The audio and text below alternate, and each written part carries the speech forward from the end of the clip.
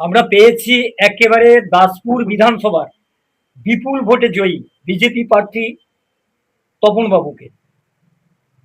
তপন বাবুর কাছ থেকে আগামী দিনের আমরা বার্তা নেব। তপনদা, প্রথমে এই ঘাটাল বার্তা সংবাদপত্র এবং জি বার্তা ডিজিটাল মিডিয়ার তরফ থেকে আপনাকে অসংখ্য ধন্যবাদ জানাই এবং আপনাকে আমরা শুভেচ্ছা জানাই। আপনাকেও ধন্যবাদ জানাই আমার এখানে আপনার রাজনৈতিক লড়াই একটা জায়গায় গিয়ে অবস্থান করছে। আমরা আজকে সেই ব্যাপারেই এসেছি যে আপনি আপনার এই দাসপুর এলাকায় একটা ভালো রকম মার্জিনে ব্যাপক ভোটে আপনি জয়লাভ করলেন। অনেকদিন আগে থেকেই আপনার রাজনৈতিক জীবন আমরা জানি, অনেক সংগ্রাম করেছেন।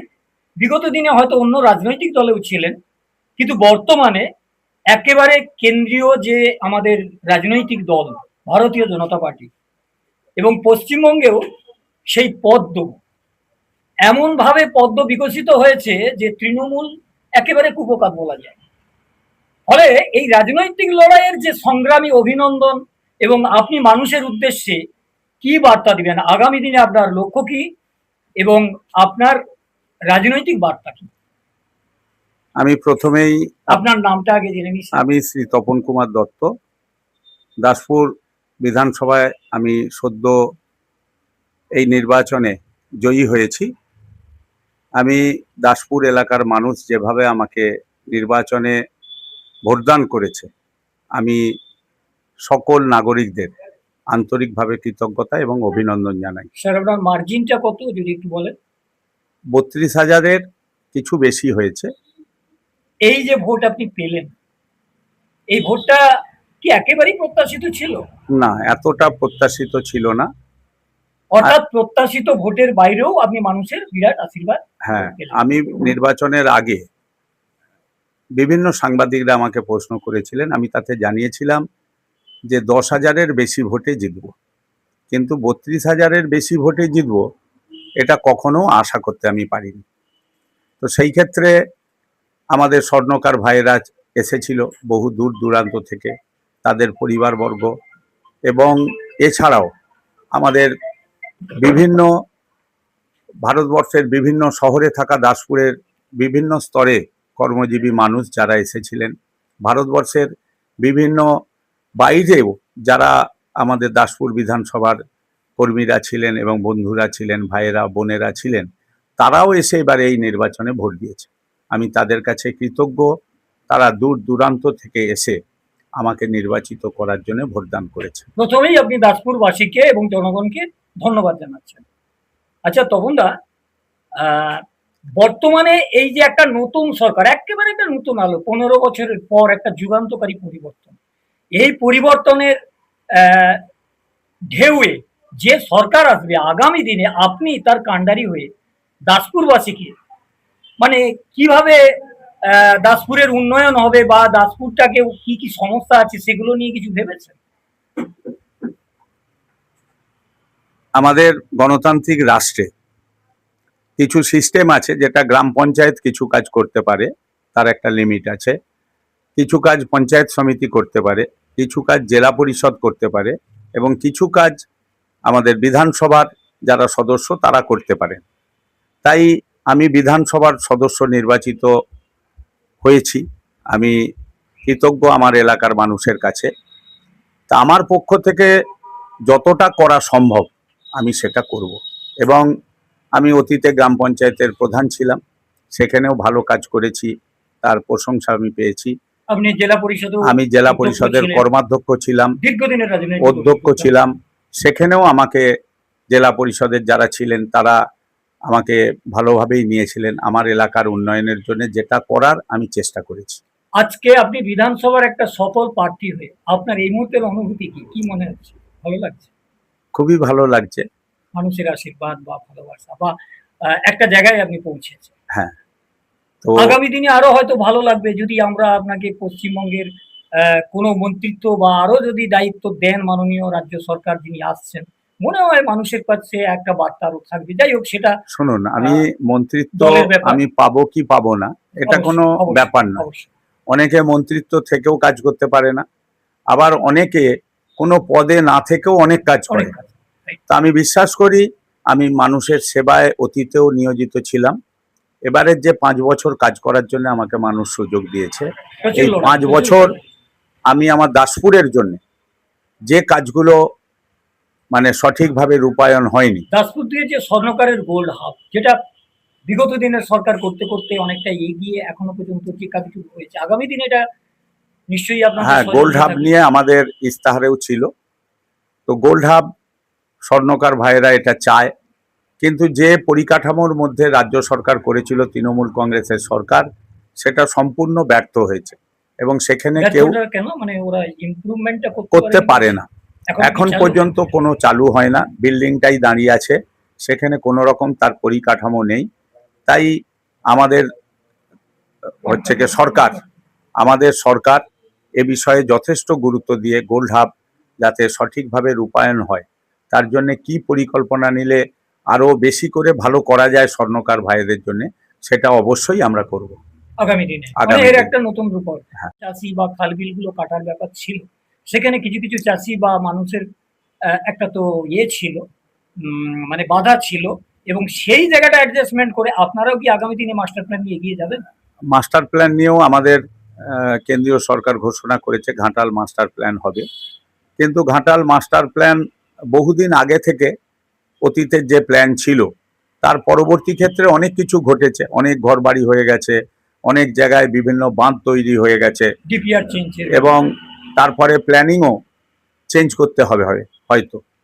এবং সে ব্যাপারে আমাদের যারা নেতৃত্ব আছেন, মানে যারা এই বিভাগের কার্যকর করার জন্য যেসব ইঞ্জিনিয়াররা আছেন, সেই বিষয়ে উদ্যোগ নিয়ে কেন্দ্রীয় সরকার এবং রাজ্য সরকার পাশে থেকে যাতে ঘাটাল মাস্টার প্ল্যান হয়, সে বিষয়টা অবশ্যই আমরা দেখব। আরেকটা সমস্যা হচ্ছে আমাদের এখানকার যে সমস্ত আরো রাস্তাঘাটের যে ডেভেলপমেন্ট গুলো, সেগুলোর ব্যাপারেও ভাবনা থাকবে। শুনুন, দাসপুরের আজকে যদি প্রধানমন্ত্রী সড়ক যোজনা না থাকতো, মানুষ চলতে পারতো না।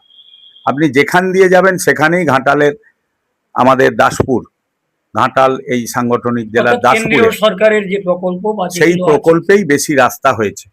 সেই রাস্তা ধরুন বিভিন্নভাবে আমরা করেছি এবং সেই রাস্তার অনেক জায়গায় ভগ্ন অবস্থা হয়েছে, সেগুলো আমাদের দেখতে হবে, তাকে নতুনভাবে তৈরি করা। এবং এছাড়াও বহু রাস্তাঘাট বহু এলাকায় নেই, মাঠের আল দিয়ে মানুষকে যেতে হয়। আমি ভোট প্রচারে যে দেখেছি যে সেখানে এমন একটা পরিস্থিতি, মাঠের আল দিয়ে যেতে হয়।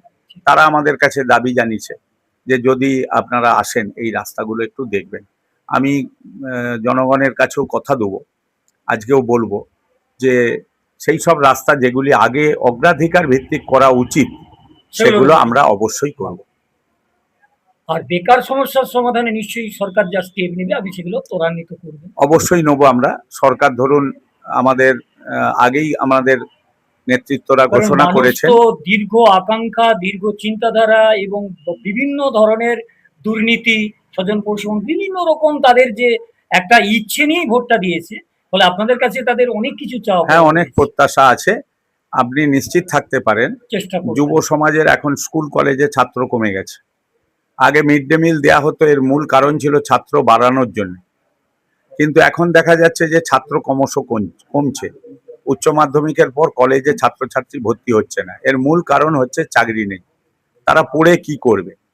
তাই মানুষ পেশাগতভাবে অন্য পেশায় চলে যাচ্ছে। পড়াশোনা আমাদের পশ্চিমবঙ্গে খুব খারাপ জায়গায় গেছে, অনেক স্কুলে মাস্টার নেই, তার ফলে স্কুল উঠে যাবে এরকম। কি মাধ্যমিক প্রাথমিক বিদ্যালয়, তো শিক্ষা ব্যবস্থাকে ঢেলে সাজানো হবে, আমি এ কথা বলতে পারি। আমাদের সরকার শিক্ষা ব্যবস্থা, নারী উন্নয়ন এবং বিভিন্ন খাতে এ ব্যাপারে যে এগিয়ে যাবে, এ কথা আমি দায়িত্ব নিয়ে কথা দিতে পারি। অনেক মূল্যবান সময় দিলেন। তো আর একটি প্রশ্ন করেই আমাদের এই সৌজন্য সাক্ষাৎকার আমরা একেবারে এ টু জেড মানে মানুষের কাছে এই বার্তাটা পৌঁছে দেই আমাদের লক্ষ্য। আচ্ছা, যেটা আরেকটা প্রশ্ন করবো, আরেকটা জিনিস আমরা বলবো আপনাকে, যে আগামী দিনে এই যে একটা অভ্যুত্থান হলো, আমরা বিভিন্ন জায়গায় ছোট ছোট বিক্ষিপ্ত ঘটনা বা যারা আপনাদের দলীয় কর্মী তারা একটু উত্তেজিত স্বাভাবিক হচ্ছেন, তাদের বক্তব্য আছে আমরা এককালে নির্যাতিত হয়েছি, ফলে আমরা এর একটা পাল্টা কোনো পার্টি অফিস গ্রহণ বা কিছু হয়তো তাদের মধ্যে একটু উত্তেজনা। এখানে আপনার বার্তা কি থাকবে? আমার বার্তা ইতিমধ্যেই আমি দিয়েছি। যেদিন আমার ফলাফল ঘোষণা হয়, আমি গণনা কেন্দ্র থেকে বেরিয়েই বার্তা দিয়েছি যে আমাদের কোনো লোক কোথাও অন্য দলের লোকেদের পার্টি অফিস বা অন্য কোনো নেতাদের প্রতি খারাপ আচরণ করবে না। আমি এই মতো বার্তা দিয়েছি এবং আজকেও বিভিন্ন চ্যানেল এসেছিল, আমি তাদের মাধ্যমেও বার্তা দিয়েছি যে আপনি নিশ্চিত থাকতে পারেন দাসপুর বিধানসভায় টুকিটাকি এর আগে তৃণমূল কংগ্রেস বহু লোককে মেরেছে, বহু লোককে ঘরছাড়া করেছে, বহু লোকের জমি জোর করে কেড়ে নিয়েছে। সেই সব লোকেদের কোথাও কোথাও রাগ আছে, তার ফলে কোথাও বহিঃপ্রকাশ করে ফেলবে। সেই জন্য এখন পর্যন্ত আমি কোনো বিজয় মিছিলে যাইনি এবং আমি নির্দেশ দিয়েছি যে আমার এলাকায় কোথাও বিজয় মিছিল এই মুহূর্তে করা যাবে না। শপথ গ্রহণের পর আমরা চিন্তা ভাবনা করব কি করা যায়। তাই আমি আপনাদের মাধ্যমেও আমাদের কর্মী সমর্থক নেতৃত্বদের কাছে আমি আবেদন জানাচ্ছি একটা বার্তা থাকবে। যে এই মুহূর্তে কোথাও আপনারা কোথাও বিজয় মিছিল এবং করলেও সেটা সংযতভাবে বা সংযতভাবে আপনারা আমরা একবারে নিষেধ করেছি কোনো বিজয় মিছিল করা যাবে না।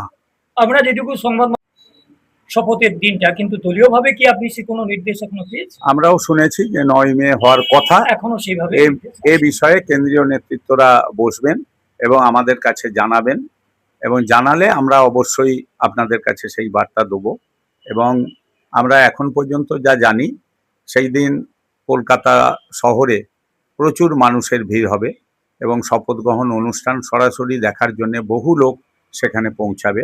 তাই শপথ গ্রহণ ৯ তারিখ বা ক তারিখ আমাদের কাছে এখনো পর্যন্ত স্পষ্ট বার্তা আসেনি। দলীয় আমরা কিন্তু স্টেট কার্ড আমাদের দলের নেতৃত্ব, কর্মী, সমর্থক তাদের কাছে বার্তা দিয়েছি যে আমাদের সরকার গঠন না হওয়া পর্যন্ত কোথাও কোনো রকম সংযত। মিছিল হবে না এবং সকলকে সংযত থাকতে হবে। কারণ আমরা যখন নির্বাচিত হই সকলের ভোটে হই, তাই আমরা সকলের বিধায়ক, আমরা শুধু বিজেপির বিধায়ক নই। বেশ। আমরা এই বার্তা আমাদের কর্মীদের কাছে দিয়েছি এবং কর্মীদের সংযত থাকতে নির্দেশ দিয়েছি। আপনি দলের একটা একনিষ্ঠ সৈনিক এবং কর্মী। আপনার সাথে তো যারা উচ্চ নেতৃত্ব অনেকটাই একেবারেই সরগরম। আপনার কি মনে হয় পশ্চিমবাংলায় আপনার দল বা আপনার ব্যক্তিগতভাবে কাকে মুখ্যমন্ত্রী হিসেবে দেখতে চাইছেন? এরকম না, কিছু চিন্তাধারা আছে? আমাদের দল ব্যক্তির এখানে কোনো প্রভাব নেই। তারা ঠিক করবেন, নেতৃত্ব ঠিক করবেন উচ্চ কাকে নেতৃত্ব যা ঠিক করবে। মুখ্যমন্ত্রী করবেন, কাকে অন্য মন্ত্রী করবেন, সেটা আমাদের দলের নেতৃত্বরা ঠিক করবেন। এ বিষয়ে আমার কোনো বলারও নেই, আর আমি বলতেও চাই না। কারণ নেতৃত্ব যা ঠিক করবেন, তারাই আমাকে বিধায়ক করেছেন, তারাই ঠিক করবেন কাকে মুখ্যমন্ত্রী করবেন, কাকে মন্ত্রী করবেন, কাকে প্রতিমন্ত্রী করবেন। এ ব্যাপারে আমার বলারও কিছু নেই। এটা সম্পূর্ণ দেখবে দল এবং দলের উচ্চ নেতৃত্ব। ভাইরাল বার্তার তরফ থেকে আপনাকে অসংখ্য ধন্যবাদ। আপনাকেও আমরা আমরা এখানেই আমাদের এই বার্তা রাখছি। আশা আপনাকেও করছি ওনার রাজনৈতিক অসংখ্য জীবন ধন্যবাদ। এবং একেবারে নতুন সরকারের সঙ্গে জনগণের যে উন্নয়নমূলক কাজগুলি উনি ত্বরান্বিত করবেন। আমাদের শুভেচ্ছা রইল। ঠিক আছে, ধন্যবাদ।